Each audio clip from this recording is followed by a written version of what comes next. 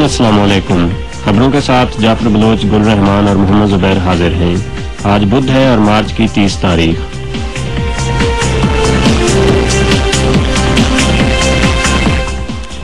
سب سے پہلے عام خبروں کی سرخیاں۔ جاپان اور امریکہ کی حکومتیں فوکوشیما دائیچی ایٹمی بجلی گھر میں پیدا ہونے والے مسائل کو حل کرنے کے لیے مل کر کام کر رہی ہیں۔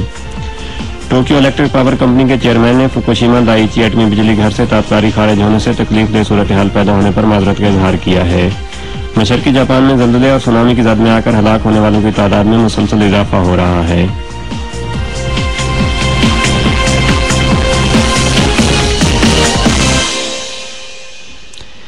اور اب خبروں کی تفصیل کے لیے پہلے گل رحمان۔ جاپان اور امریکہ کی حکومتیں فوکوشیما دائیچی ایٹمی بجلی گھر میں پیدا ہونے والے مسائل کو حل کرنے کے لیے مل کر کام کر رہی ہیں۔ حکومت جاپانی نائب چیف کابینہ سیکرٹری تیتسورو فوکویاما اور وزیر اعظم کے مشیر گوشی ہوسونو کی زیر قیادت 4 ورکنگ گروپ قائم کر دیے ہیں۔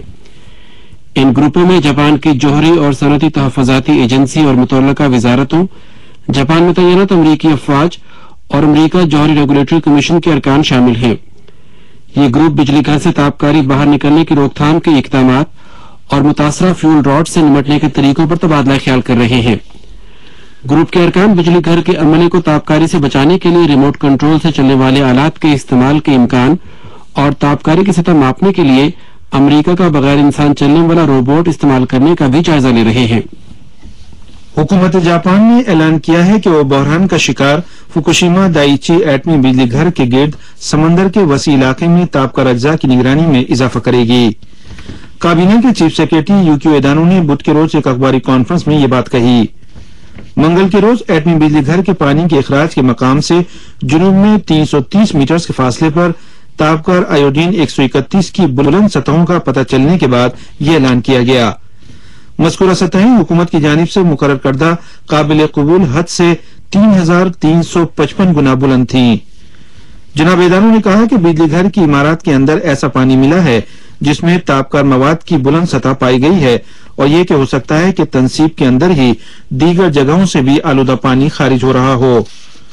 انہوں نے مزید کہا کہ وہ چاہتے ہیں کہ حکام اور ٹیپ کو اس بات کا پتہ چلائیں کہ آلودہ پانی کے ذرائع کیا ہیں۔ جناب ایدانو نے یہ بھی کہا کہ انہیں لگتا ہے کہ آیوڈین 131 کی سطح مچھلی اور دوسری سمندری حیات پر شدید اثر نہیں ڈالے گی۔ ٹوکیو الیکٹرک پاور کمپنی کے چیئرمین نے فوکوشیما دائیچی ایٹمی بجلی گھر سے تابکاری خارج ہونے سے تکلیف دہ صورتحال اور بے چینی پیدا ہونے پر معذرت کا اظہار کیا ہے۔ کمپنی کے چیئرمین سوناہیسا کاتسوماتا مذکورہ بجلی گھر میں مسائل سامنے آنے کے بعد پہلی بار نامہ نگاروں سے ٹوکیو میں خطاب کر رہے تھے۔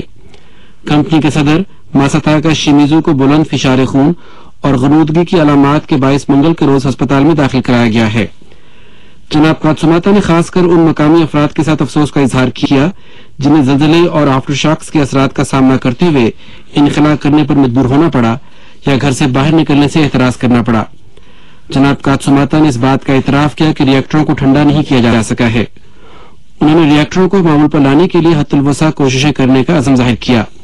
انہوں نے یہ بھی کہا کہ نمبر 1 سے لے کر نمبر 4 ری ایکٹرز کو ہمیشہ کے لیے بند کرنا پڑے گا۔ انہوں نے کہا کہ کمپنی آئندہ موسم گرما میں لوڈ شیڈنگ کو کم سے کم کرنے یا لوڈ شیڈنگ سے بچنے کی ہر ممکن کوشش کرتے ہوئے حکومت کے ساتھ مل کر کام کرے گی۔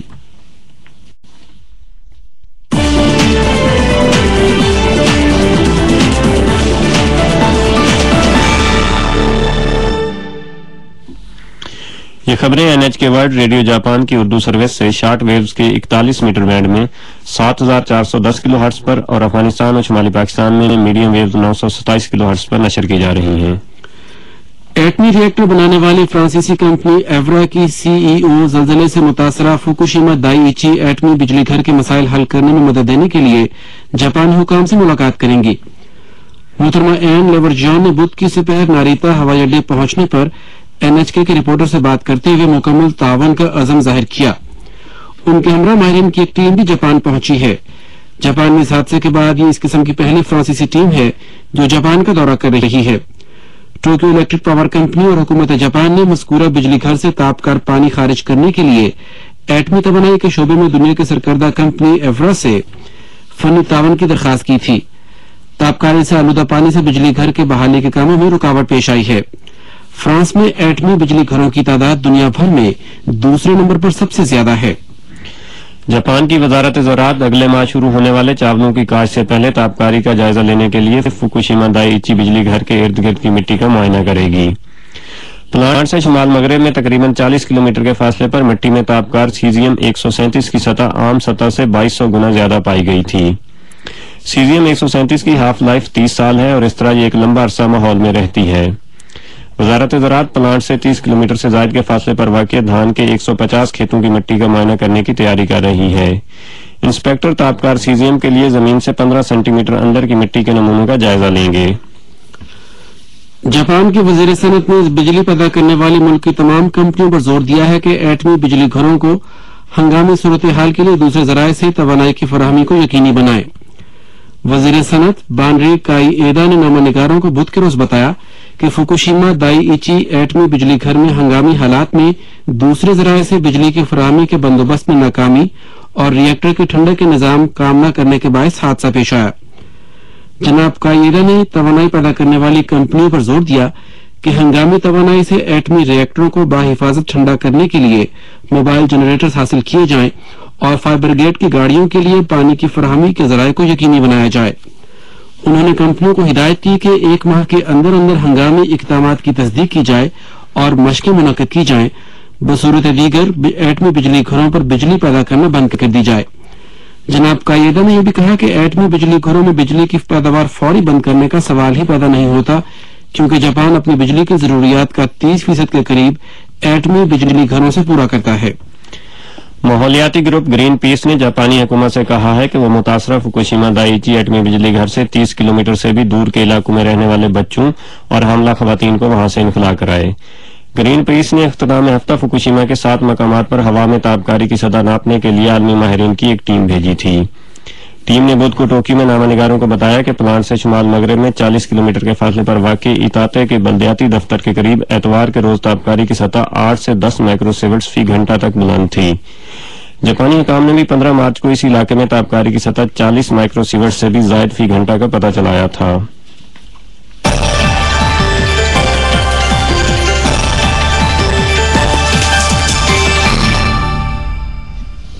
سامعین، اب پیش خدمت ہے تبصرہ۔ آج کا تبصرہ جاپانی کالم نگار آسیوکی سوزوتا کی گفتگو پر مبنی ہے، جس میں ہم فوکوشیما ایٹمی بجلی گھر اور دنیا بھر میں قائم دیگر ایٹمی بجلی گھروں سے متعلق گفتگو کریں گے۔ فوکوشیما ایٹمی بجلی گھر میں حادثات شروع ہونے کے بعد سے ہم اس قسم کی اطلاعات سن رہے ہیں کہ دنیا بھر میں دیگر ایٹمی بجلی گھروں کے منصوبے منسوخ یا معطل کیے جا رہے ہیں۔ مثال کے طور پر جرمنی میں چانسلر اینجلا میرکل نے 7 ایٹمی بجلی گھروں کی سرگرمیوں کو عارضی طور پر ملتوی کرنے اور پہلے سے کام کرنے والے ری ایکٹروں کی مدت میعاد میں توسیع کو روک دینے کے احکامات جاری کیے ہیں، حالانکہ گزشتہ سال توسیع کی منظوری دے دی گئی تھی۔ سوئٹزرلینڈ نے نئے ری ایکٹر کی تعمیر فی الحال روک دی ہے۔ امریکہ میں 3 مائل آئرلینڈ کے حادثے کے بعد ایٹمی بجلی گھروں کی نئی تعمیر کو 30 سال کے لیے معطل کر دیا گیا تھا، لیکن وہاں حال ہی میں بجلی گھر کی تعمیر کا ایک نیا منصوبہ متعارف کروایا گیا ہے۔ امکان ہے کہ یہ نیا منصوبہ جاری رہے گا، لیکن حفاظتی امور کا اثر نو جائزہ لینے کے اقدامات ہو رہے ہیں۔ فرانس، روس اور دیگر ممالک بھی اپنے معیارات کا اثر نو جائزہ لینا شروع کر رہے ہیں۔ حالیہ واقعات کے بڑے اثرات نئے صنعتی ممالک پر پڑے ہیں جو ایٹمی بجلی گھر کی تعمیر اور ایٹمی بجلی استعمال کرنے کی جانب مائل ہو رہے تھے تاکہ اقتصادی ترقی کے لیے بجلی کی بڑھتی ہوئی مانگ کو پورا کر سکیں۔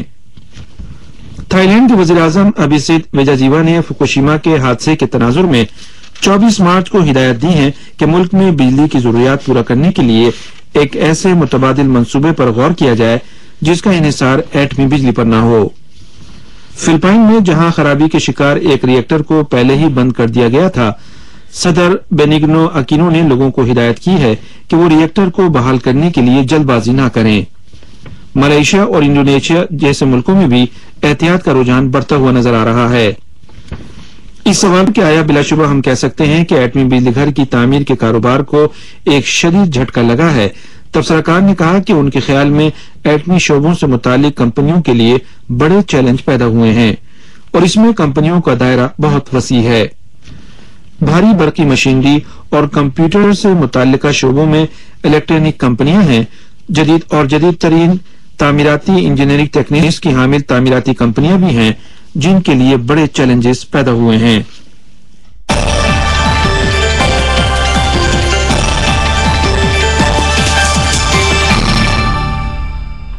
اب آپ مزید خبریں سنیے۔ مشرقی جاپان میں زلزلے اور سونامی کی زد میں آ کر ہلاک ہونے والوں کی تعداد میں مسلسل اضافہ ہو رہا ہے۔ پولیس نے کہا ہے کہ بدھ کے روز تک کے اعداد و شمار کے مطابق ہلاک ہونے والوں کی مصدقہ تعداد 11,362 ہو گئی ہے۔ پولیس کے مطابق 16,290 افراد ابھی تک لاپتہ ہیں۔ ہلاک اور لاپتہ افراد کی مجموعی تعداد 28,000 کے قریب ہے۔ پولیس نے خبردار کیا ہے کہ ہلاک شدگان کی تعداد مزید بڑھ سکتی ہے، کیونکہ ساحل پبا کے متاثرہ علاقوں کی انتظامیہ لاپتہ افراد کی تعداد کا اندازہ لگانے سے قاصر ہے۔ مرکزی حکومت کی جانب سے فوکوشیما دائیچی ایٹمی بجلی گھر کے ارد گرد 20 کلومیٹر کے علاقے سے انخلا کرنے کا حکم جاری ہونے کے بعد اس علاقے میں تلاش کی سرگرمیاں معطل کر دی گئی ہیں۔ بھارت اور پاکستان اعتماد کی بحالی کے لیے دہشت گردی کے خلاف ایک ہاٹ لائن قائم کرنے پر متفق ہو گئے ہیں۔ اس معاہدے کا اعلان دونوں ممالک کے سیکرٹریز داخلہ کے پیر اور منگل کو نئی دہلی میں ہونے والے مذاکرات کے بعد منگل کو جاری ہونے والے ایک بیان میں کیا گیا۔ پاکستان 2008 میں ممبئی میں ہونے والے دہشت گرد حملوں کی تفتیش کے لیے بھارتی تفتیشکاروں کو پاکستان آنے کی اجازت دینے پر بھی رضامند ہو گیا ہے۔ پاکستان اور بھارت کے درمیان تعلقات ممبئی کے واقعے کے بعد سرد مہری کا شکار ہو گئے تھے۔ پاکستان کے انتہا پسندوں کے ان حملوں میں ملوث ہونے کی وجہ سے بھارت نے متنازع کشمیر اور دوسرے معاملات پر دو طرفہ مذاکرات معطل کر دیے تھے۔ دونوں ممالک گزشتہ ماہ مذاکرات کی بحالی پر متفق ہوئے تھے۔ میانمار کی فوجی حکومت نے 23 سالہ اقتدار کے بعد نئی جمہوری انتظامیہ کے لیے اقتدار کی راہ ہموار کر دی ہے۔ فوجی حکومت کے وزیر اعظم تھین سین نے بدھ کو صدر کے طور پر حلف اٹھایا اور اپنی کابینہ کے ارکان کو نامزد کیا۔ عالمی برادری کی اکثریت جمہوری اقتدار کی بحالی کو ڈھونگ سمجھتی ہے، کیونکہ نئی انتظامیہ کے بیشتر کلیدی عہدوں پر فوجی حکومت کے اعلیٰ عہدیدار فائز ہیں۔ بہت سے ممالک اس بات کو تنقیدی نظر سے دیکھتے ہیں کہ اقتدار کی منتقلی گزشتہ نومبر میں ہونے والے عام انتخابات کے نتائج کے حوالے سے ہے، کیونکہ ان انتخابات میں جمہوریت نواز رہنما آن سان سوچی کو حصہ نہیں لینے دیا گیا تھا۔ جاپان میں نرسنگ کے شعبے میں کام کرنے کی خواہش مند فلپائنی نرسوں کو جاپان میں نرسنگ کا قومی امتحان پاس کرنے میں مدد دینے کے لیے فلپائن میں جاپانی زبان کی کلاسیں شروع کی گئی ہیں۔ جاپان کے ساتھ اقتصادی شراکت داری کے معاہدوں کے تحت گزشتہ 3 سالوں میں جاپان آنے والی 455 انڈونیشیائی اور فلپائنی نرسوں میں سے صرف 19 نے امتحان پاس کیا ہے، جس کی بڑی وجہ جاپانی زبان سیکھنے میں مشکل پیش آنا ہے۔ حکومت جاپان دونوں ملکوں سے نرسوں کو جاپان میں جاری 6 ماہ کے لینگویج پروگرام کے علاوہ ان کے اپنے ملکوں میں 2 ماہ جاپانی زبان سیکھنے کی تربیت دے گی۔ سامعین، اگر آپ گریٹ ایسٹ جاپان زلزلے کے متاثرین کے لیے عطیہ دینا چاہتے ہیں تو جاپانی ریڈ کراس سوسائٹی کی ویب سائٹ ملاحظہ کیجیے۔ ویب سائٹ کا ایڈریس نوٹ کر لیجیے: www.jrc.or.jp/English۔ اور آخر میں آج کی اہم خبروں کی سرخیاں۔ جاپان اور امریکہ کی حکومتیں فوکوشیما دائیچی ایٹمی بجلی گھر میں پیدا ہونے والے مسائل کو حل کرنے کے لیے مل کر کام کر رہی ہیں۔ ٹوکیو الیکٹرک پاور کمپنی کے چیئرمین نے فوکوشیما دائیچی ایٹمی بجلی گھر سے تابکاری خارج ہونے سے تکلیف دہ صورتحال پیدا ہونے پر معذرت کا اظہار کیا ہے۔ اور مشرقی جاپان میں زلزلے اور سونامی کی زد میں آ کر ہلاک ہونے والوں کی تعداد میں مسلسل اضافہ ہو رہا ہے۔